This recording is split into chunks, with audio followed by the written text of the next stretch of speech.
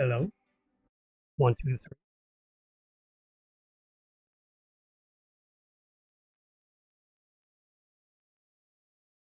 1, 2, 3.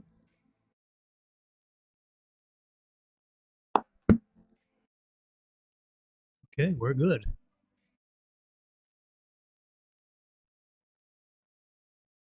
In case you didn't know, it's November 20. A little bit of a surprise, probably. Turn down. It's our early evening broadcast. Well, the most exciting thing for me this weekend, considering Friday, Saturday, Sunday, so is that's that's off of Elon Musk's huge ship to Mars. Uh, there we go.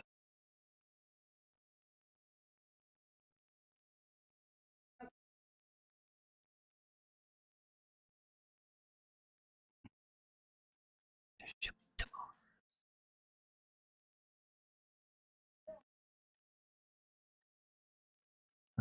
I'm diddling with electronics. If you're, what does that say?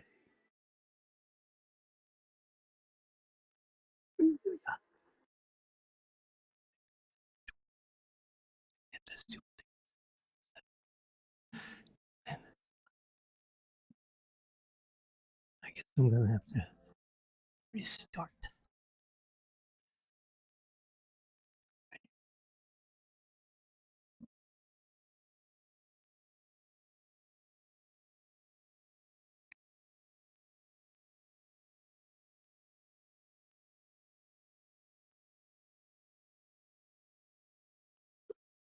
There's this. Unplug it. Plug it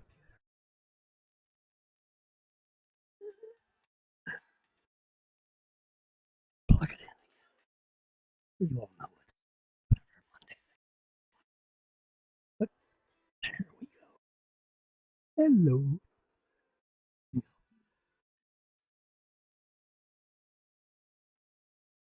I'm just a technocrat.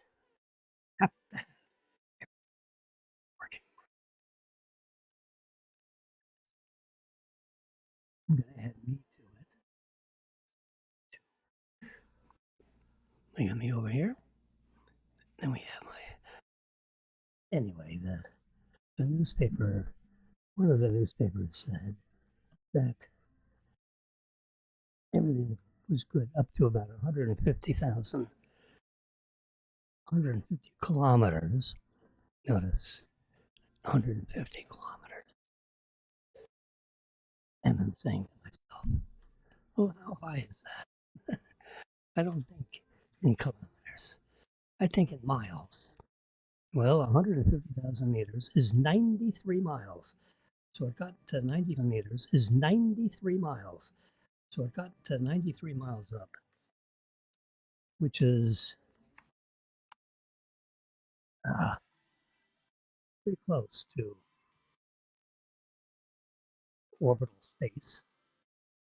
And it was going um, 14,000 miles per hour. I knew that. So that's, first stage separated from the second stage. Second stage carried on with the engines. It was a little bit of a different kind of a story. The latches unlatched, and the stage two engines ignited and literally blew the first stage away from the second stage. And then it subsequently, when it was entering the atmosphere, blew up because it had fuel left in the tank. And not much fuel. But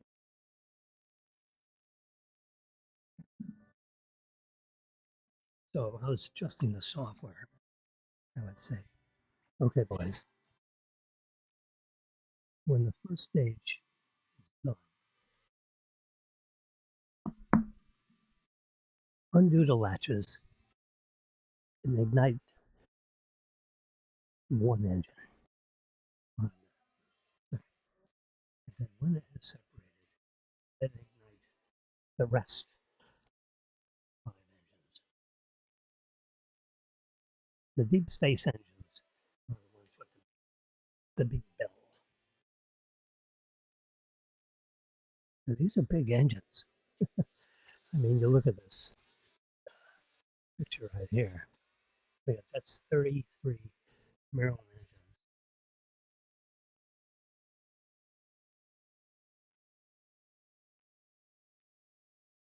So this is, whoops, this is a better shot to actually, 1, 2, 3, 4.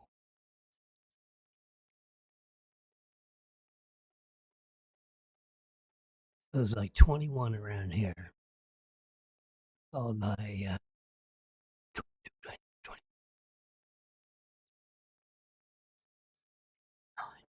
So there's 9 around here,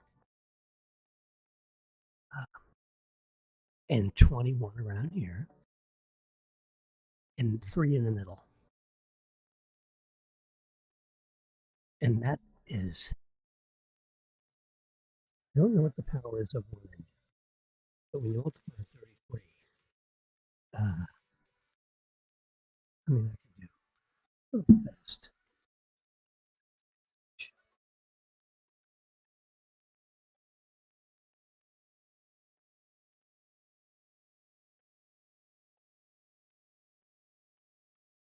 How much cost in one?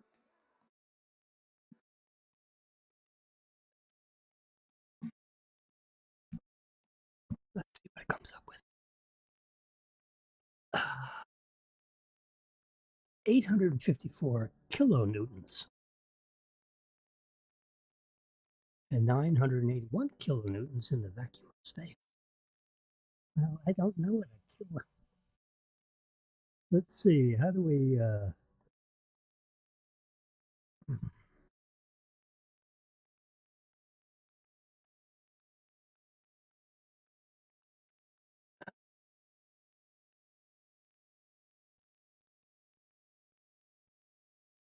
Rest in the horsepower.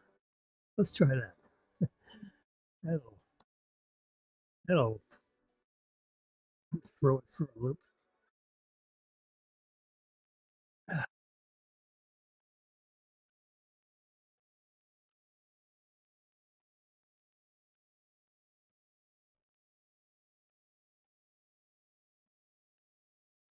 Oops.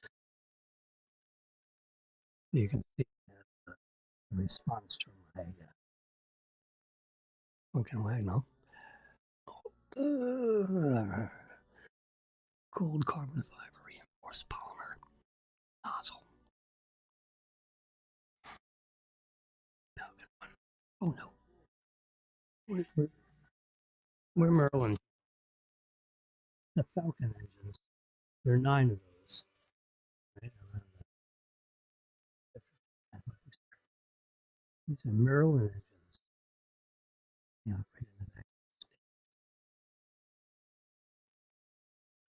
It can be throttled from 60% at 100%. Merlin C uses a regeneratively cooled nozzle. In other words, some of the fuel circulated in the nozzle part. So it cools down the nozzle and heats up the fuel, which makes it that much more explosive, powerful.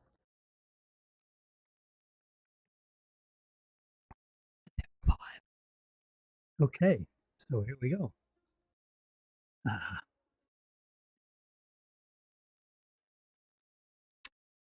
Foot pounds 130,000 foot-pounds is the equivalent of 560 kilonewtons.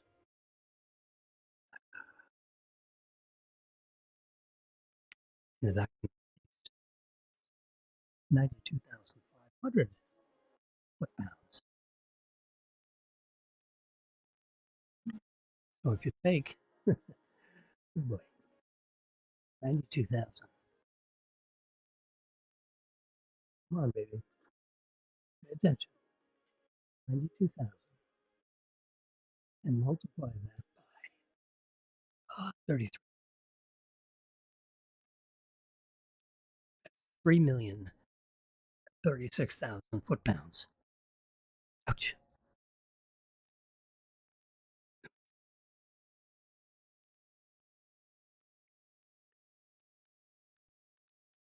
Anyway,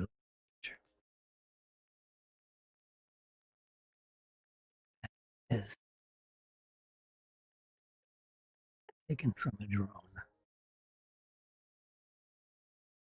as it's taken. That's also taken from a drone, but it's in the early stages of ignition. Whoops. When the whole system is higher in the ground. There you can see it's ignition.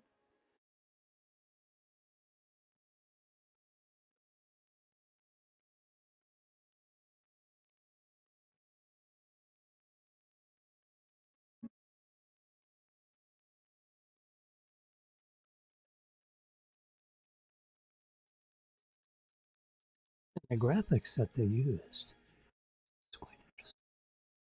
Gotta jump behind here. Right here.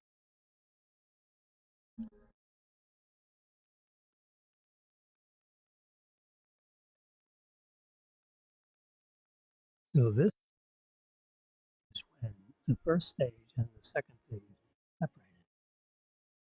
And this is the first stage. It's getting ready to flip around and land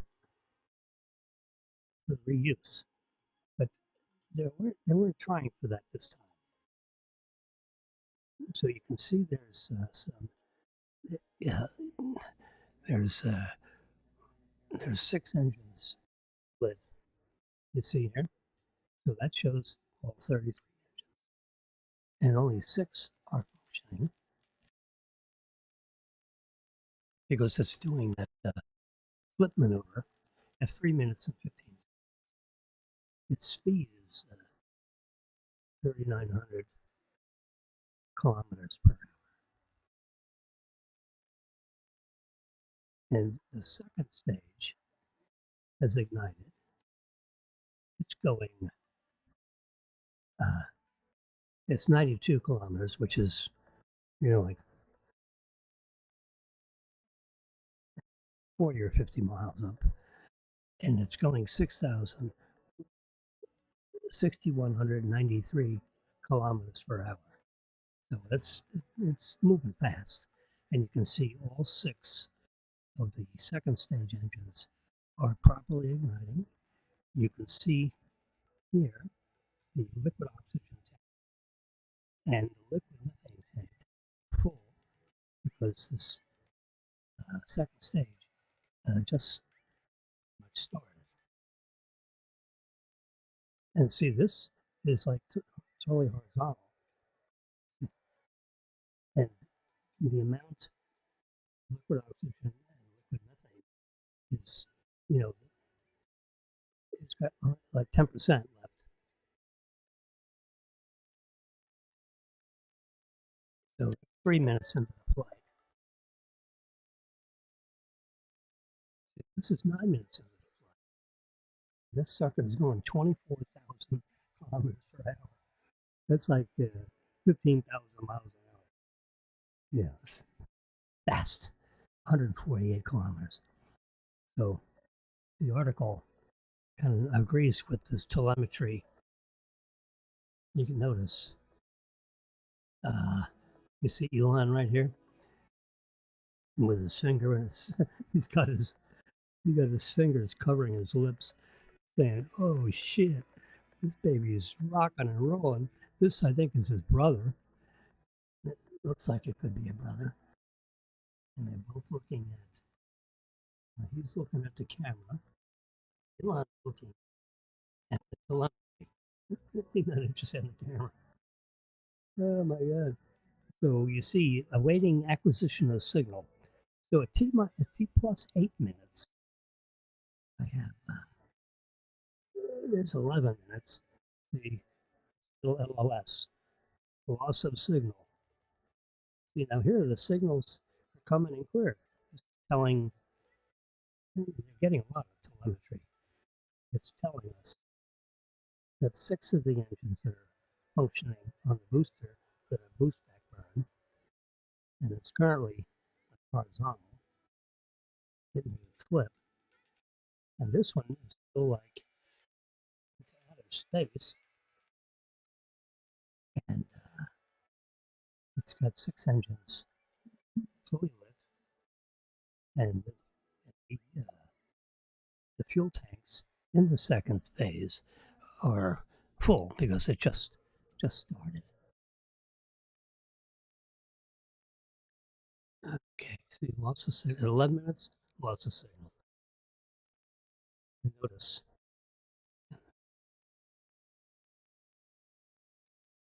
you see that there's no at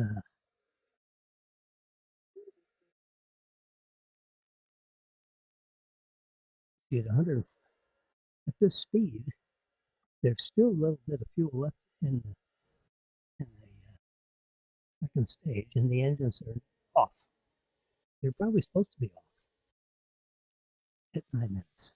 I didn't actually do a print screen at exactly 8 minutes, but at 8 minutes, it was pretty much it was lost the signal, and it was cruising along at 24,000 kilometers per second per minute. Sorry, per hour. I can figure that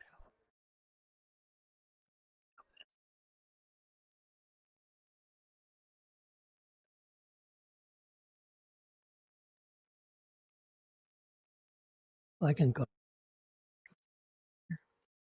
Okay, right there.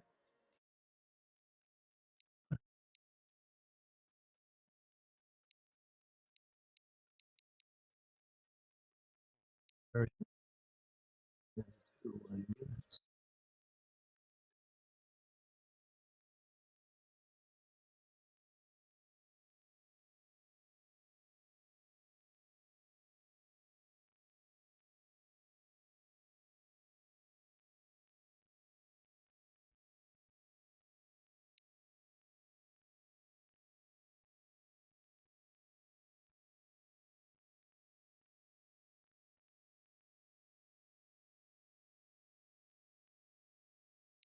Change that from length to speed.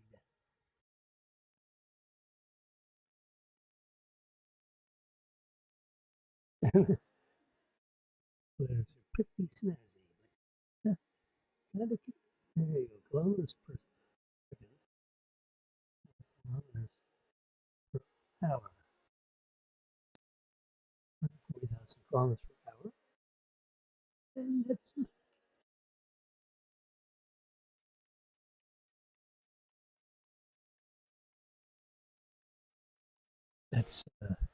Mach over Mach 100. Let's see, miles per hour. 87. 87,000 miles per hour. Could that be? No, that's what the computer says. Computer, please verify.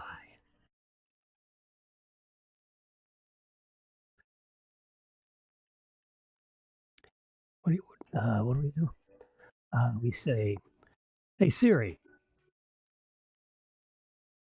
At what speed was the second stage traveling at in miles per hour with the Mars ship?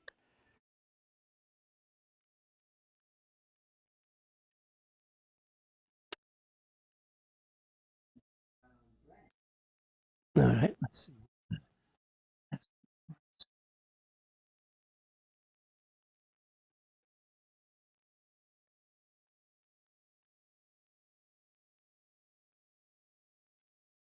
okay, so this guy, while it was on its way to Mars,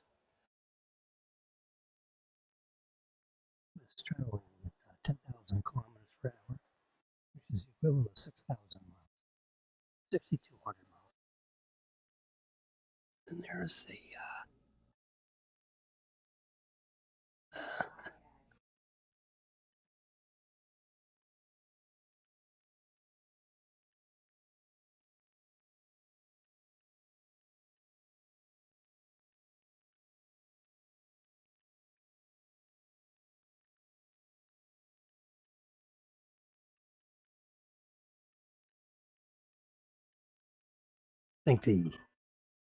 I think the real senior people at NASA just don't take Elon Musk very serious. They should, because when did they ever land one of their boosters back at 39A, 8 minutes after liftoff? Never. Never. I have friends of mine that work at NASA, and every time that's on TV, they hang their heads because there are millions of dollars worth of reusable engines and fuel tanks and all this shit, just hit the ocean and disintegrate. Well, they could have landed it back on 39A and saved it for the next flight. But oh no, that's taxpayer money. We don't care about that. Just let it float in the ocean.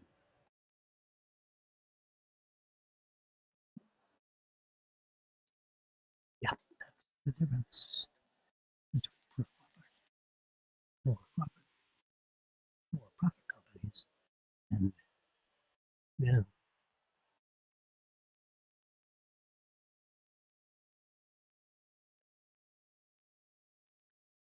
Can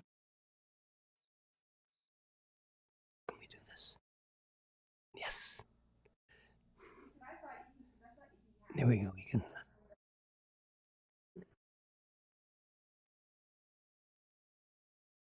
Flip this down.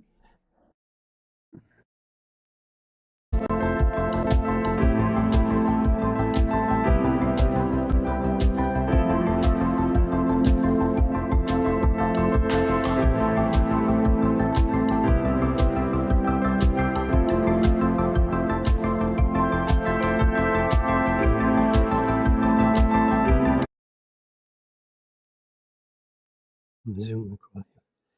Let's listen to Researchers during re-entry.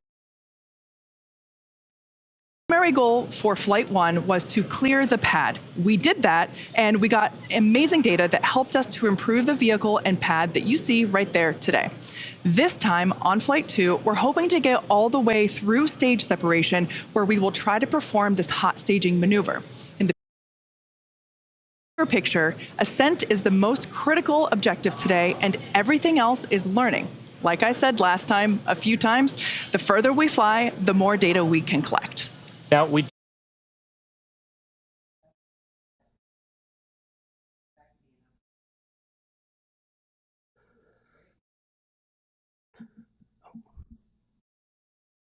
I'm trying to do it so you can hear it also.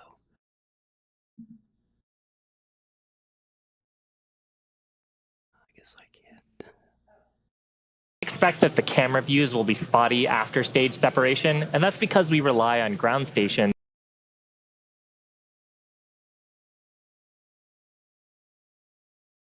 Starlink on both the booster and ship on this mission, which will be communicating with our satellites in orbit to see if we can get that data. Yeah, so if we make it past stage separation, there is a chance that we could get better live views throughout the duration of the flight test, including re-entry, where we typically have a blackout period with no communication with the vehicle whatsoever. So all that said, this is the first time that the vehicle will attempt to communicate with Starlink in orbit, so no guarantees. Now, we're at T-minus 27 minutes, so let's check in with John for an update on the countdown. How are we looking, John? Thanks, Shiva.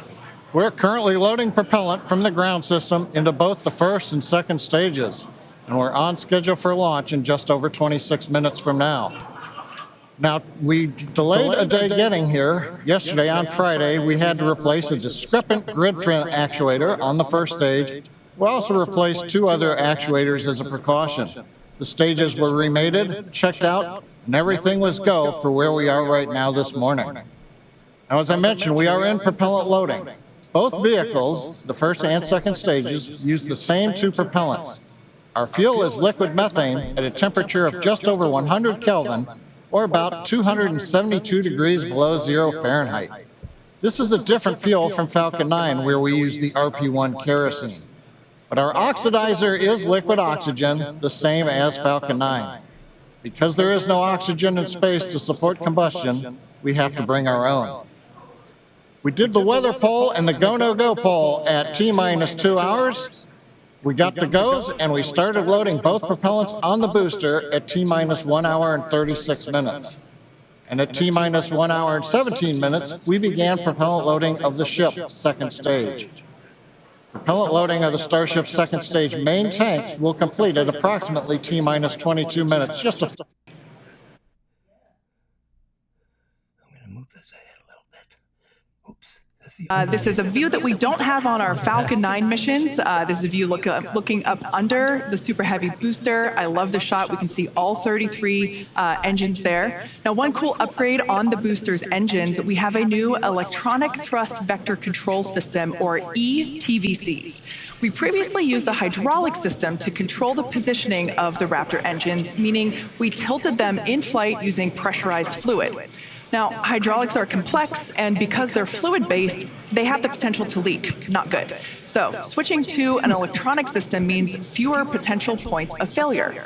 Also, we now carry less mass on the vehicle because we don't need to carry hydraulic fluids anymore. So, good news all around. Now, the electric system has lots of benefits on its own. It only takes 30 minutes to activate for flight. It doesn't consume resources when inactive, and they allow for regenerative charging like a Tesla battery. Yeah, all great things when you're trying to rapidly reuse a vehicle. All right, let's see up in the top left corner. You see T-minus. Let's get to T-minus 3 minutes. That's when exciting things happen. Oh. Now let's listen. Of magnitude. The logistics of supporting an entire city on Mars are daunting, requiring millions of pounds of cargo flown from Earth spread out over thousands of launches. We just broke our own record for the number of launches in a single year, and we're going to break it again next year. Now, in the years to come, Starship is going to dwarf those figures as we bring it online and truly make life multiplanetary. But for now, anyway, as the clock counts down to today's flight test, why don't we get another status update from John? There we go. We're just over 9 minutes from liftoff as the countdown clock clicks to 0. The teams, good news is, teams aren't working any significant issues on the launch vehicle right now. Propellant loading is continuing on both the Super Heavy and the ship stages. Most recently, we began loading LOX and methane fuel into the header tanks on the Starship. And on the graphic on the left side of the screen, you can see up in the nose of the second stage, what we call Starship, are those 2 header tanks for fuel and liquid oxygen. Now, that loading started at T-minus 24 minutes and will continue until approximately T-minus 5.5 minutes. Now, Starship's second stage main fuel and LOX tanks are loaded for flight. And the second stage propellant that we're loading on board is going through the quick disconnect that comes out on the arm that's located at the base of the stage from the tower. Now, on the Super Heavy booster, propellant loading will continue until T-minus 3 minutes. We've also configured the pad for liftoff. A little earlier in the count, the hold downs, the booster hold downs were commanded to unlatch, That means once the rocket has sufficient thrust to overcome its weight, it'll lift off the pad. There's no need to command the hold downs to release the rocket. As we mentioned earlier also, the ignition sequence has been slightly modified from the last flight for a more efficient liftoff. As a reminder, we ignite the engines a few seconds before T0. We don't lift off exactly at T0. We lift off a few seconds later, a couple seconds. 7 seconds. Finally, the SpaceX team continues to check in with the Coast Guard to ensure there are no boats in the safety perimeter before proceeding with launch out over the Gulf of Mexico. Look at the Now, currently, we're coming up T-minus 7 minutes, 10 seconds to the test flight of Starship. Propellant loading is continuing on both stages of Starship. Releasing pressure. We're waiting now for the completion of loading of the header tanks in the next few minutes. The first stage, the rocket has sufficient. All right, let's move ahead to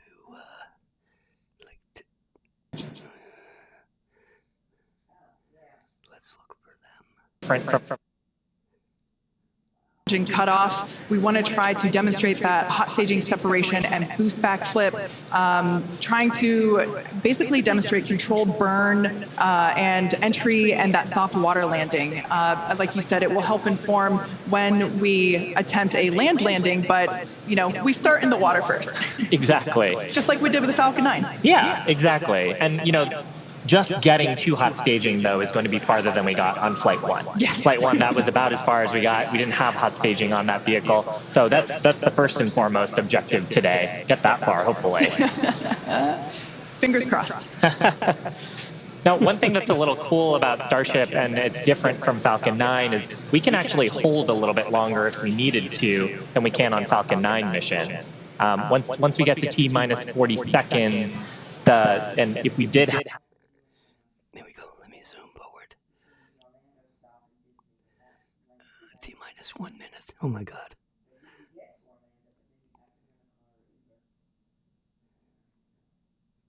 When we get to T-minus 40 seconds, we'll just listen in. Last time, as you recall, we did hold at 40 seconds, but it took a few seconds for the clock to recover, so we're going to watch that. And as we press to T0, we're going to watch and listen the second test flight of Starship. I hope you guys can see this. If not, go to SpaceX.com.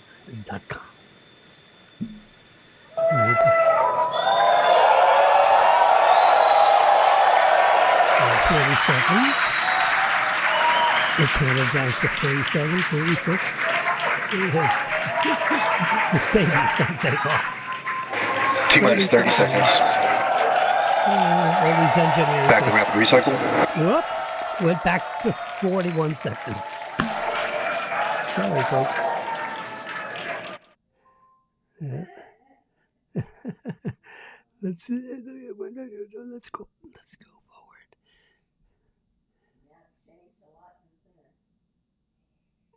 There we go. Ready? 1, 2, 3, start. Start. Here we go.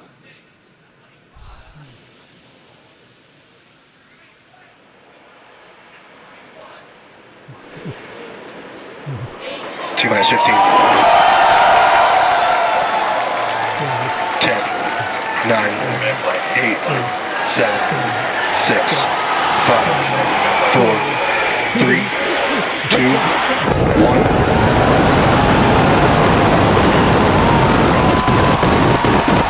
We have liftoff.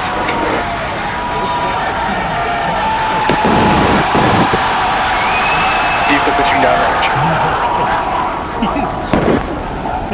That's a 40-story office building. That's 30 feet.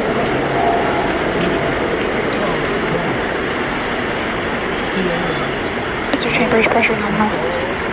Of the engines. Now you can see. Oh my God, look at that. Print screen with a puppy. That is amazing. We are T-plus 40 seconds into the flight of Starship. 33 Raptor engines powering the first stage. Power and telemetry nominal. We've heard power and telemetry nominal call out. We're heading downrange over the Gulf of Mexico. This is a point where it could explode. But just so much power. And 10 million pounds of thrust. And that call out tells us Starship is through the period of greatest stress on the way to space. Right now. Now the next major event is hot staging in just over 90 seconds from now. To get ready, the booster will shut down all but 3 of the Raptor engines. Clamps holding the 2 stages together will release, and the Starship's second stage will ignite its engines. Starship will then separate from the Super Heavy booster and head to space. And at the same time, the 3 engines that are still firing on Super Heavy will flip the booster around. 10 more engines will ignite for the boost back burn, putting the first stage on path for a splashdown in the Gulf of Mexico. Goosebumps are getting goosebumps. This is so exciting. I can zoom in a little bit. Oh, God. Look at all those engines. This is literally 50 miles up. 2 minutes and 8 seconds. Oh, God. Engine power continues to look nominal on 33 Raptor engines. We're about to shut down the first stage and perform staging. Let's watch and listen.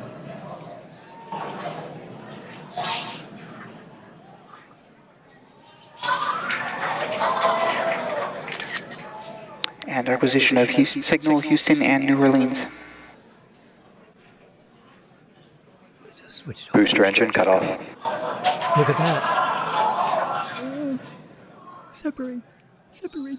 Bam. Stage separation. Boost back startup. Beautiful. Ship engine ignition.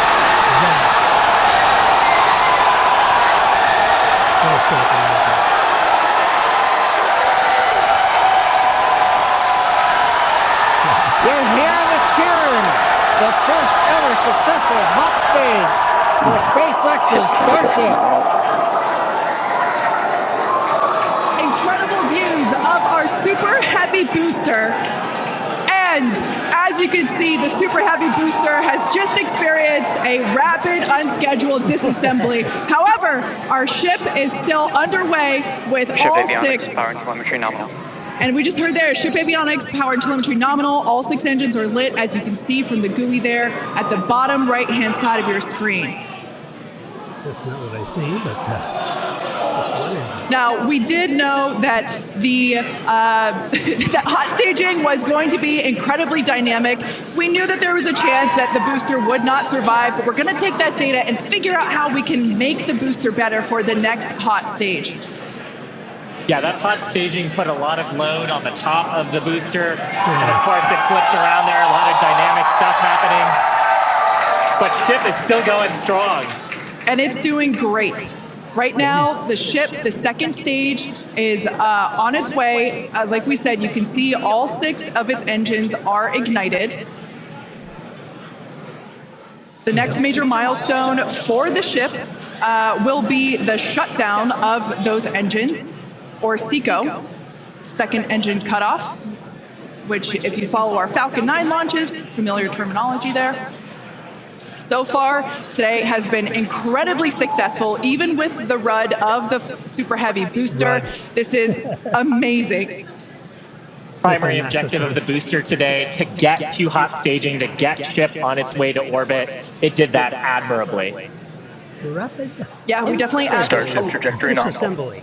All right, great news there. That trajectory for ship is Acquisition of nominal. signal, Cape Canaveral. Once again, Starship's second stage is firing those engines. And as you just heard, everything's looking good. Now, for the ship, we wanted it to survive hot staging, which, as you can see there by that little dot on your screen, it did. We also want to basically demonstrate that the successful startup of those engines, demonstrating controlled ascent, which is what it's doing right now, and eventually orbital insertion. We are hoping to basically send this around the Earth. And if it makes it this far, splash down in the Pacific Ocean, a couple hundred miles north of Hawaii. Now, if we get that far, like all of that sounds great. Secondary objectives for ship, again, continuing to gather engine data and about its health, performance. Nominal ship chamber pressure. Great news there. That tells us that the chamber pressures inside of the Starship, again, that's that small dot on your screen, basically the propellant pressures in the ship are looking good. Yeah, the bottom right corner of your screen, you can see essentially a user interface showing us which engines are lit. So the 3 center sea level Raptor engines on ship are gimbaling engines. The 3 outer engines in the triangle, the larger ones, are Raptor vacuum engines. All of them continuing to fire nominally, so they're at the pressures that we expect to try to get into our target trajectory today. Yeah. And we're not targeting orbit today. We're targeting almost orbit today. That's very intentional as part of the mission design. The goal is to get to a thrust profile similar to what we would need for orbit, but also to get to the energy levels that the ship would need to dissipate for re-entry. And so we're actually going in a suborbital trajectory today, but that trajectory will get us to the energy levels that we need at re-entry, where we can really stress that heat shield and get valuable data on re-entry. And those calls that we are still on a nominal trajectory here and seeing nominal pressures means that we have a really good shot of hitting our target orbit. Yeah. Now, if the booster had survived, we would be around the time where it would be getting ready to land, performing its re-entry, but it unfortunately did not survive. That being said, that's okay. It survived several seconds after hot staging, so we're going to take that data and improve the hot staging sequence and probably improve the hardware itself for the next flight.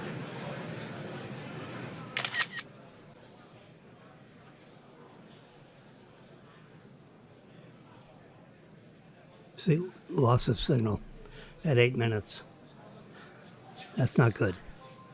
It went boom, I think. You see LOS? This is no longer...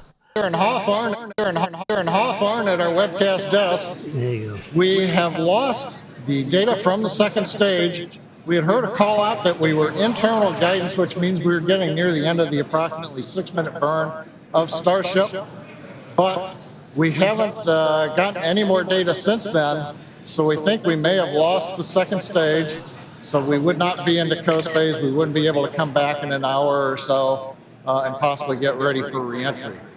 However, what we do know right now is we had an on-time launch at 7 o'clock. We got through the boats. First stage looked beautiful with 33 Raptor engines firing. We got the hot staging, you know, the thing that we really wanted to see and impressed. We saw the separation, we saw the flip maneuver, we saw the light up of the 6 Raptor engines on Starship, and it headed away. Everything really looked good. But what we do believe right now is that the automated flight termination system on second stage appears to have triggered very late in the burn as we were headed downrange out over the Gulf of Mexico. But the real topping on the cake today, that successful liftoff, Kate, Shiva, the hot staging is just beautiful. Exactly what we were looking for. Yeah, ultimately, honestly, such an incredibly successful day. Even though we did have a RUD or a rapid unscheduled disassembly of both the Super Heavy booster and the ship, that's great. We got... Let's go. That's enough of that. Unbelievable, huh? That was exciting. Ooh, I get goosebumps the second time I watch it. We'll bring back Epidemius. Oh, God. I thought I would. For 8 minutes of your time, we get a chance to see that huge... I mean, they're going to launch another one real fast because there's some... They need to... No, I'm not a aeronautical engineer, but just using my common sense, which ain't very common. A friend of mine says, common sense ain't very common. And I've been told I have some pretty good common sense. Anyway, so my common sense tells me that, instead of igniting the second stage to push the booster away, unlock the booster and let it drift away if it can. If it can't, ignite one engine and have a plate in there to cover up the fuel tanks, because the what's remaining, the fuel that's remaining, and there's 8 or 10% of the fuel remaining, they need that fuel to bring that booster back to the launch pad. Because remember, there's 33 Merlin engines, at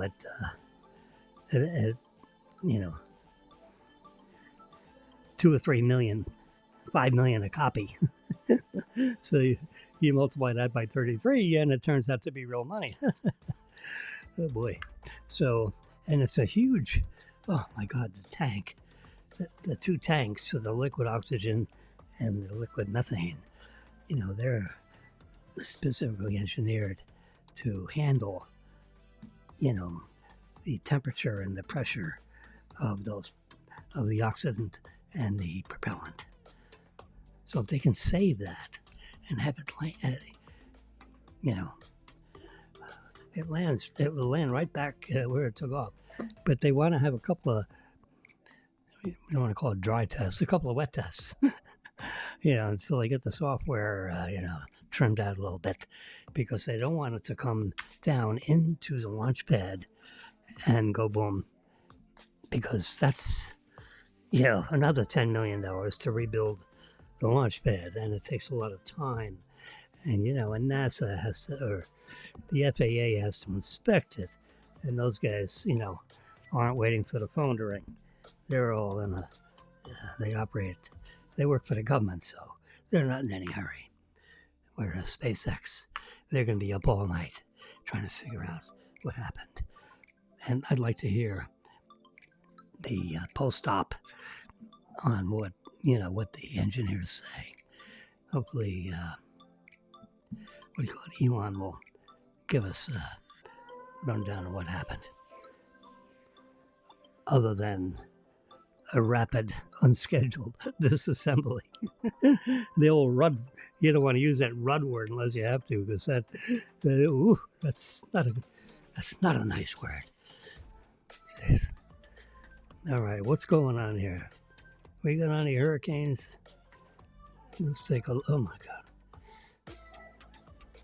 So here's me, the blue dot with the crosshairs right over where we are.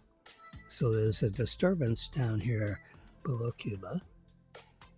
And we have one here that looks like it's, I guess this is the one that we should keep our eyes on. Very strange weather patterns. Look at this. This is out in the middle of the, that's a lot of weather there. If I press that, anything? No. I was looking to see if, let's turn. Yeah. Let me flip this way a little bit. We can hear Marilyn on the phone with her sister. It's one of the reasons why I was able to escape and have a little chat with you guys, because Marilyn is talking with her sister, which can go on for hours. But don't tell anybody. All right. And speaking of charging, let's charge my Apple Watch. At what time is it? It's 6 o'clock. Exactly. Well, 6:01 now. Yeah. All right, let's get back to this.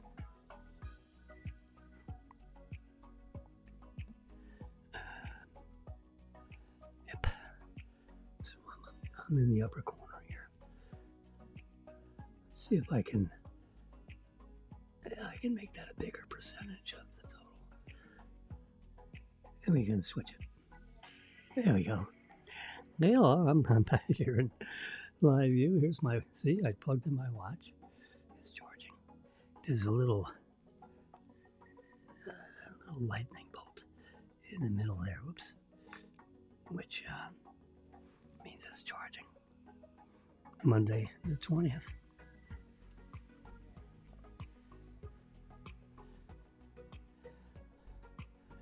Let's see how my Tesla's doing. All right, 238 miles. I just, actually, a place to really look up what's going on is on the phone. Because let your phone be your key. And my phone has not been working well as a key for an unknown reason. My watch is supposed to work as a key. So maybe I just updated the software. There was updated software. So hopefully, I'll turn the brightness down. There we go. You can see, almost see that. I turn it down a little bit more. There you go. Now you can see it. Look at the camera lens is so sensitive. How's that? So it's located at 101 Plaza Real South. Fasten your seatbelts.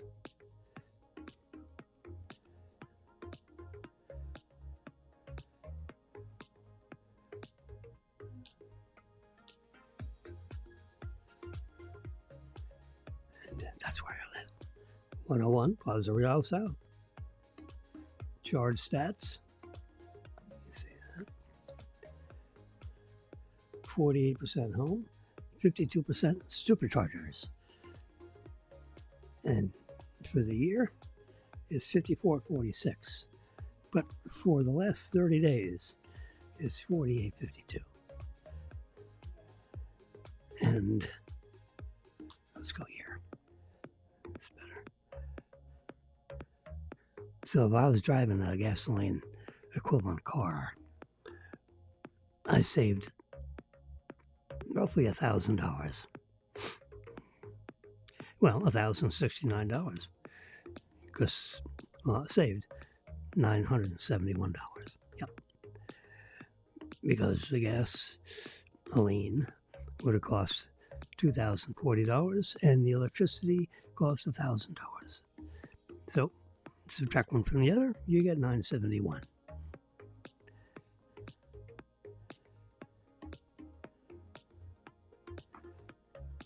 We actually save a little more than that because our landlord is giving us the electricity, not charging us for the electricity. I don't want to use the word give because God knows they're getting it elsewhere.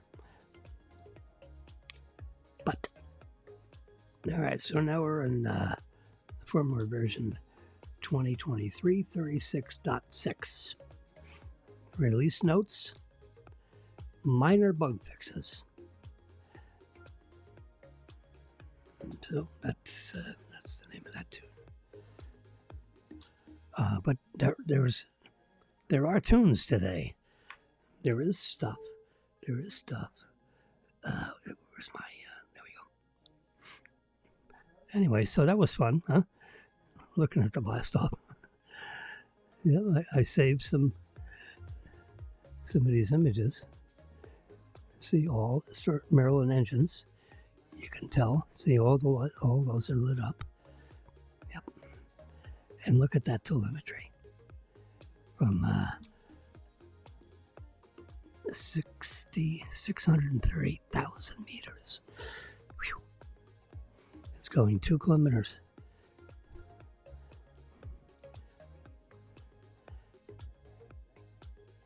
Look at that. It's traveling at 3,990 kilometers per hour. It's 44,000 meters up. minutes, 10 seconds into the burn.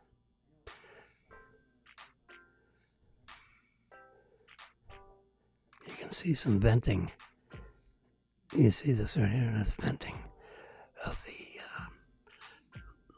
the liquid oxygen or the liquid methane. Because it just needs to do that.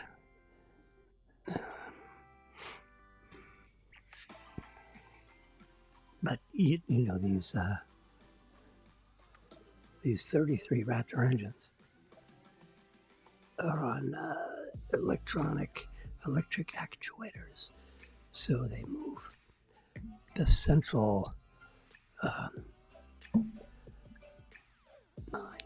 the central 12 engines actually can maneuver this. The 21 engines that go around the perimeter aren't on actuators, but the middle 9 are, and that's what keeps it aimed at the orbit or the suborbital insertion point. Now we did see, look at that. All 6 Raptor engines are operating. Only 3 engines here are lit. The boost back burn has begun so that it flips around, you know.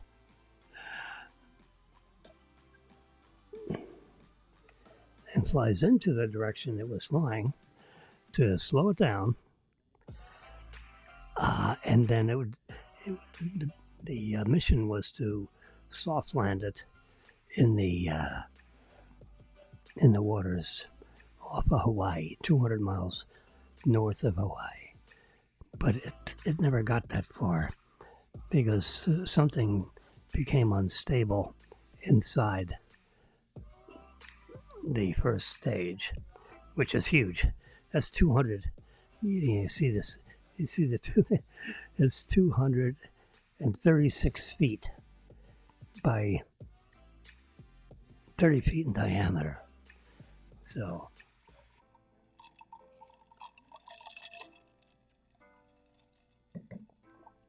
ice water. So there you can see stage separation.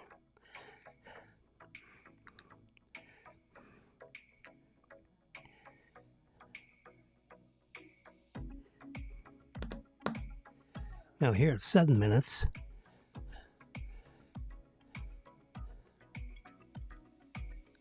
the telemetry is saying it's going 17,000 kilometers per hour, which is really fast, which is like 14,000 miles an hour. All 3 of those Merlin engines, the outside 3 are operating. See, now it's at 20,000. So at 7.5 minutes into flight, everything looks copacetic. But I noticed, you know, Mr. Inspector Clouseau here, that you see how that looks? Well, that like, you know, the speed of light, that like changed, you know, at about 8 minutes. And then all of a sudden, no telemetry was coming. Oops. Looks like a bird got in the way. Marvelous. That's not part of the broadcast. But at exactly 8 minutes, you can see it was going 23,000 kilometers per hour. And here is 20,000 kilometers per hour. Now notice the altitude is at 148 kilometers. And this is 148, which that's normal. Anyway, so this is T plus 8 minutes, 8, 9, 10, 11. So 3 minutes later, this guy gets on, Dr. Doom, and says, sorry folks, it was a really successful flight, but it blew up. This girl, whatever her name is, she went to immediate smile like, oh my God, this guy, look what he's doing. He's puckering up like, oh my God. This one here's a cutie, right? Holy crap. 35 years old, I'd be chasing her all over the place. But at 103, I don't think so. All right, so we got that's a shot I didn't have before. Right after, let's see. Yeah, I can, here they're connected at 5:47 p.m. And at 5:48 p.m., look at that. 1 minute later, bam, here they're connected. And here they're not. 5:47.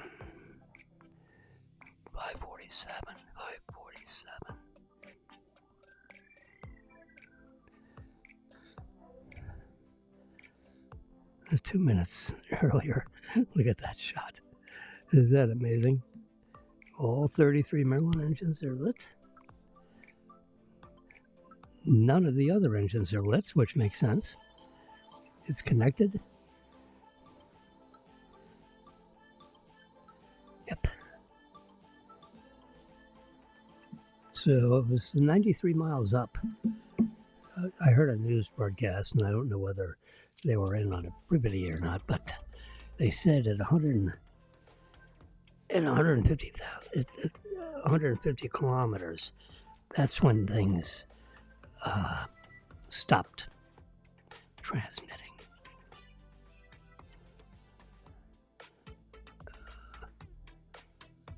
Yeah, well, it's 149 kilometers. But I noticed this starburst here. And it changed. 708. So I did it again. 20,000. So this is 17,000. This is 20,000.